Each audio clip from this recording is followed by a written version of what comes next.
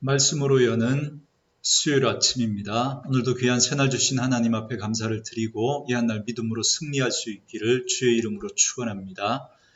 이 아침에 우리에게 주시는 하나님의 말씀은 이사야 14장 1절에서 23절까지 말씀입니다. 제가 봉독해 드립니다. 여호와께서 야곱을 긍휼히 여기시며 이스라엘을 다시 택하여 그들의 땅에 두시리니 나그네 된 자가 야곱 족속과 연합하여 그들에게 예속될 것이며 민족들이 그들을 데리고 그들의 본토에 돌아오리니 이스라엘 족속이 여호와의 땅에서 그들을 얻어 노비로 삼겠고 전에 자기를 사로잡던 자들을 사로잡고 자기를 압제하던 자들을 주관하리라. 여호와께서 너를 슬픔과 곤고와 및 네가 수고하는 고역에서 놓으시고 안식을 주시는 날에 너는 바벨론 왕에 대하여 이 노래를 지어 이르기를 압제하던 자가 어찌 그리 그쳤으며 강포한 성이 어찌 그리 패하였는고 여호와께서 악인의 몽둥이와 통치자의 귤을 꺾으셨도다. 그들이 분내어 여러 민족을 치되 치기를 맞이 아니하였고 노하여 열방을 억압하여도 그 억압을 막을 자 없었더니 이제는 온 땅이 조용하고 평온하니 무리가 소리 높여 노래하는도다. 향나무와 레바논의 백향목도 너로 말미암아 기뻐하여 이르기를 네가 넘어져 있은즉 올라와서 우리를 베어버릴 자 없다 하는도다.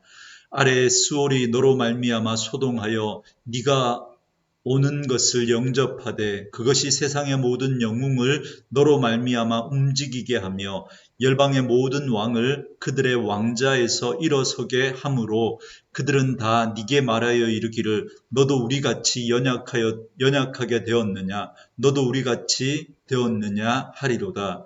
네 영화가 스올에 떨어졌으며 네 비파 소리까지로다. 구더기가 네 아래에 깔림이여 지렁이가 너를 덮었도다.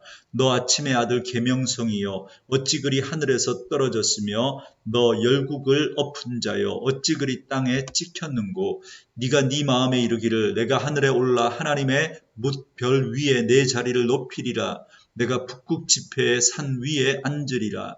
가장 높은 구름에 올라가 지극히 높은 이와 같아지리라 하는도다. 그러나 이제 네가 수올 곧 구덩이 맨 밑에 떨어짐을 당하리로다.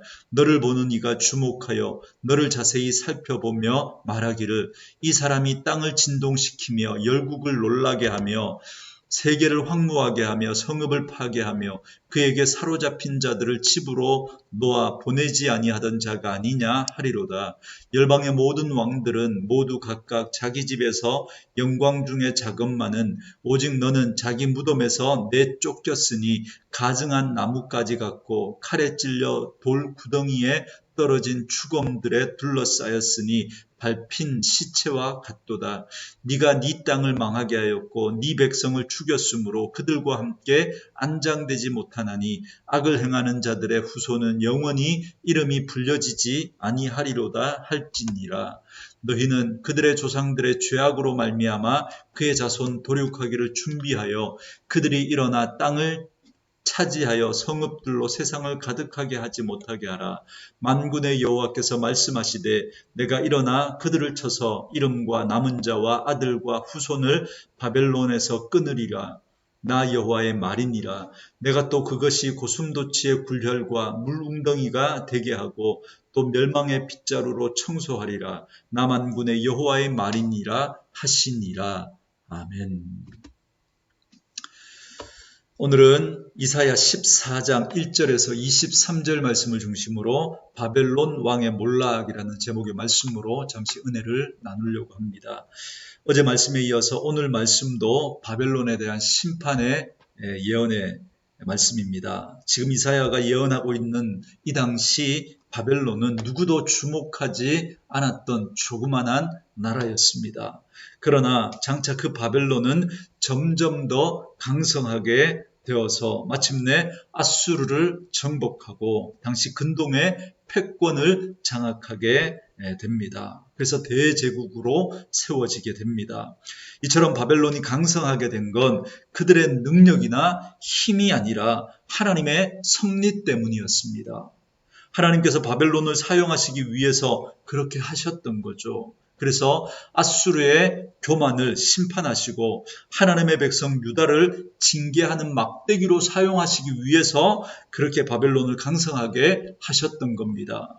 그런데 바벨론은 하나님이 허락하신 힘을 가지고 하나님의 뜻에 온전하게 사용되지 않고 마치 자기가 하나님인 것처럼 절대 권력을 휘두르면서 수많은 민족들을 억압하고 학대했습니다.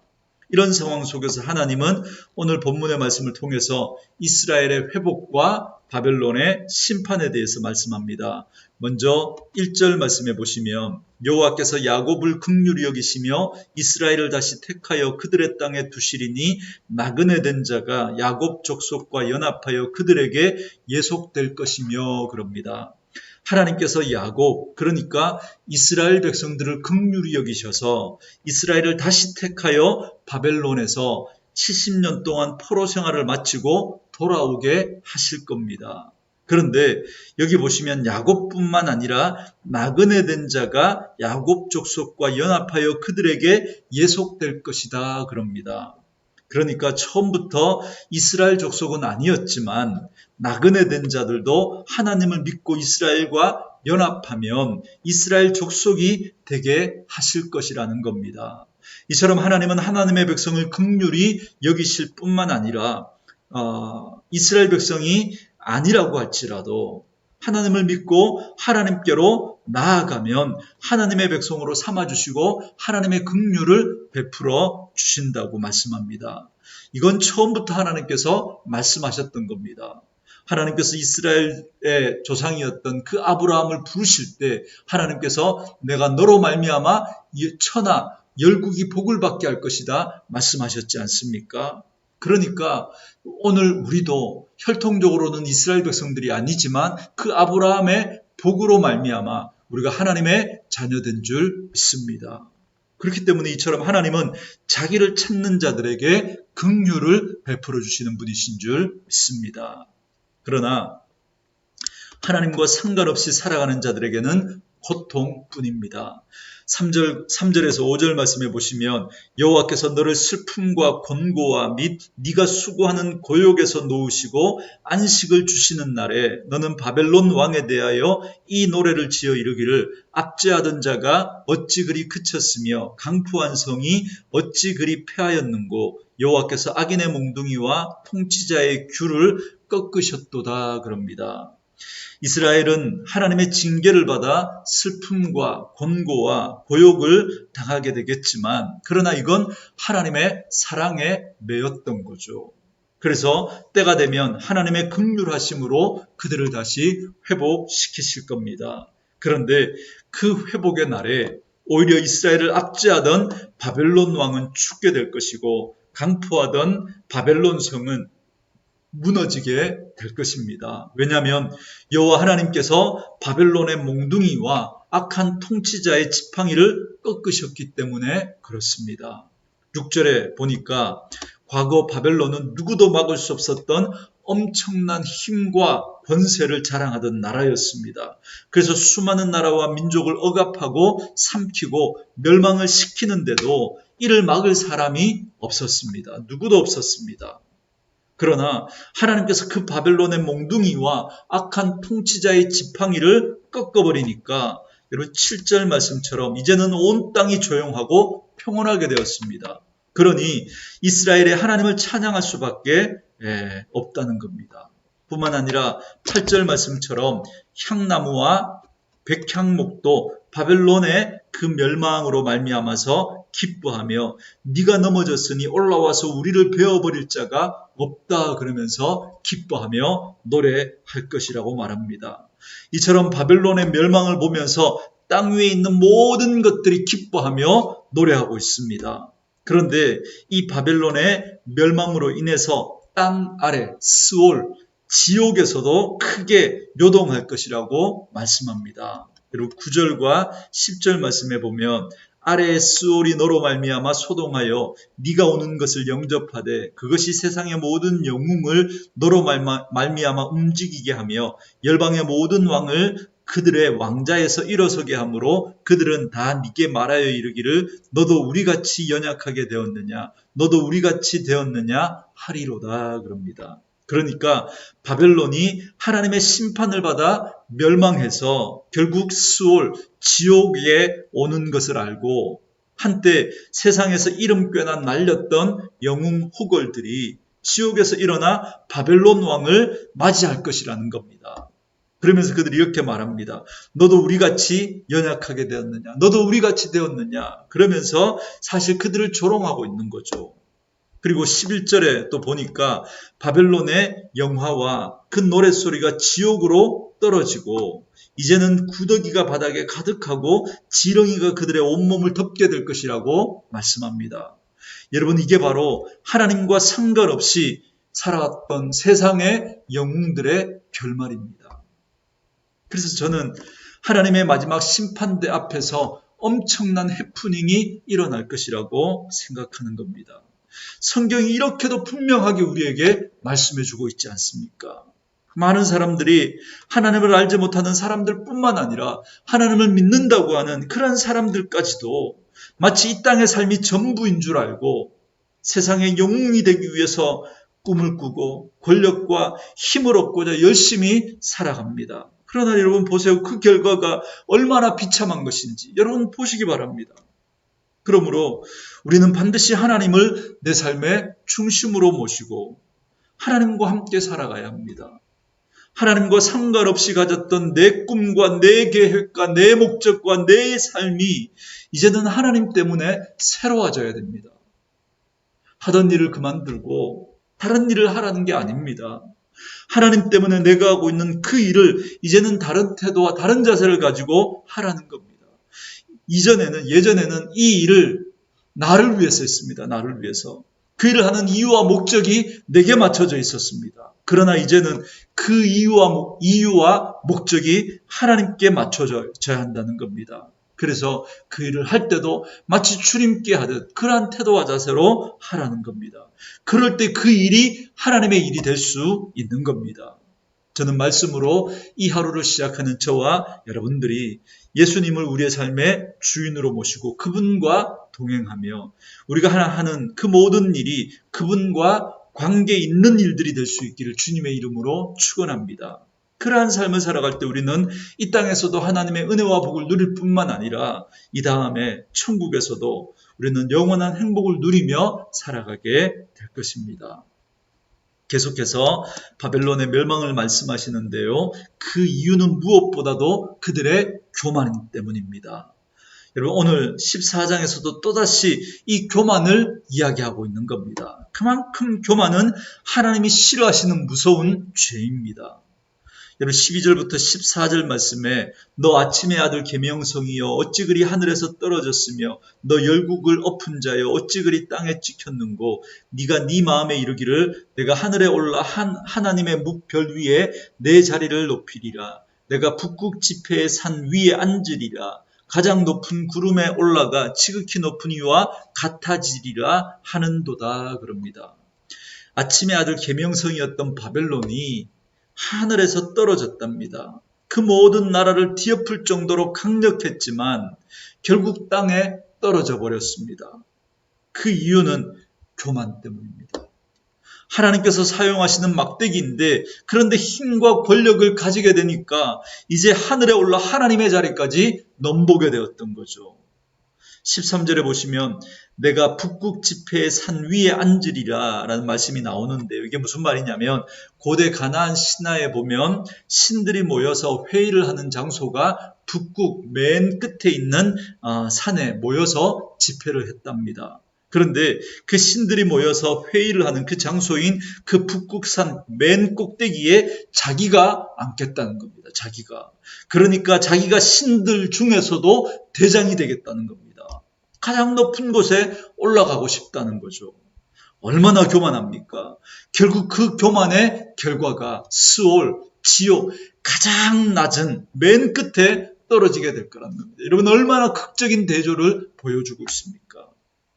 이게 교만의 결말입니다. 그리고 여러분 16절 이하 말씀해 보시면 그때 사람들은 교만했던 그들을 보며 이렇게 말할 겁니다. 이 사람이 땅을 진동하게 하며 모든 나라를 놀라게 하며 세계를 황무하게 하고 포로를 놓아주지 않던 그 자가 아니냐. 조롱하는 거죠. 뿐만 아니라 19절에 보면 교만하던 자들은 자신이 저지른 그 죄악 때문에 다른 사람들처럼 땅에 묻히지도 못하고 사람들의 발에 그 시체가 밟히게 될 것이라고 말씀합니다.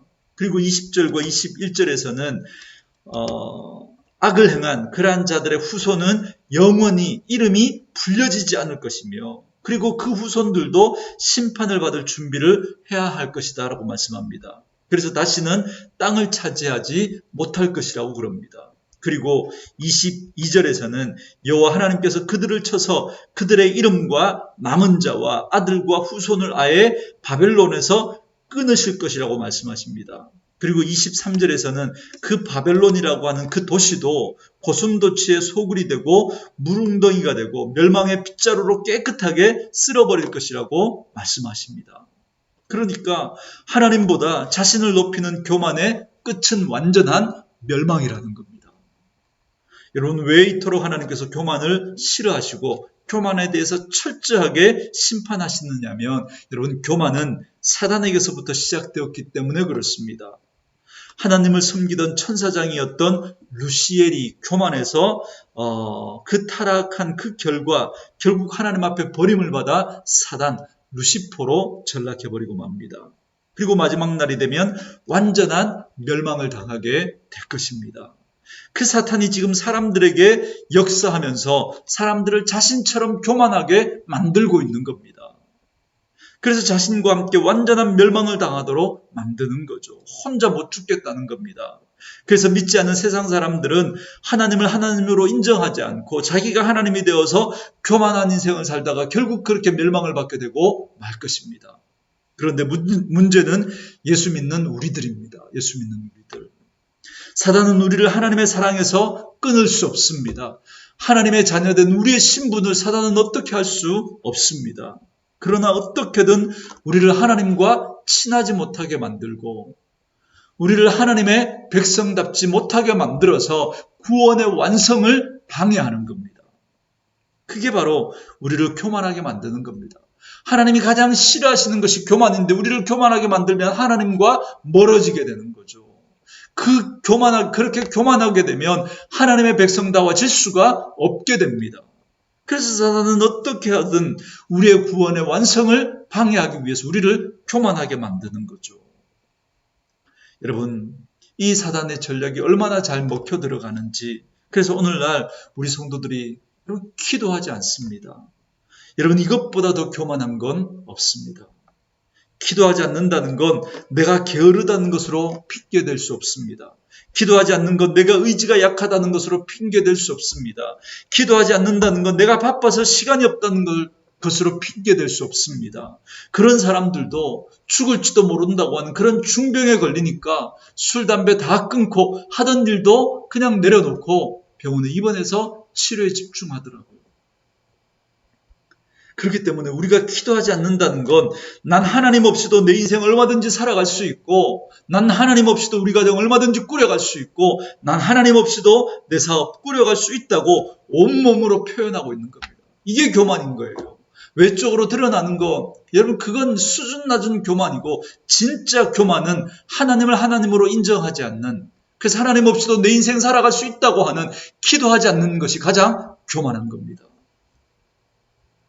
그리고 사단은 이 세상 공중 권세 잡은 자로서 세상의 교육과 철학과 문화와 사상과 같은 모든 것을 장악하고 그러한 것들을 끊임없이 우리에게 보고 듣고 경험하고 교육시킵니다. 그래서 우리 생각 속에 세상의 그 생각들을 가득히 집어넣습니다. 그리고는 모든 것을 심지어 교회 일까지도 그 생각, 내 생각, 그 세상에서 배웠던 그 내 생각대로 돼야 된다고 그렇게 주장을 합니다. 내 생각대로 돼야 된다는 거죠. 내 생각대로 안 되잖아요. 그러면 하나님의 몸된 그 교회마저도 상처를 내버립니다. 이게 교만입니다. 이게 하나님보다 내가 더 높아져 있는 거죠. 그래서 하나님마저도 두려워하지 않기 때문에 이런 일들을 하는 겁니다. 택한 백성이 맞다면 하나님은 결코 그냥 내버려 두시지 않으실 겁니다. 지금 아무 일이 없다면 돌이키라고 아직은 하나님께서 기회를 주시는 것이고요.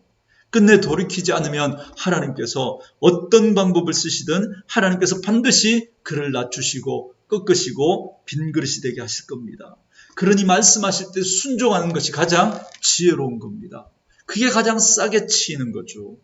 그러므로 오늘도 말씀으로 이 하루를 시작하는 저와 여러분들은 늘 겸손히 하나님을 인정하고 하나님을 의지하며 살아가는 분들 될 수 있기를 원합니다.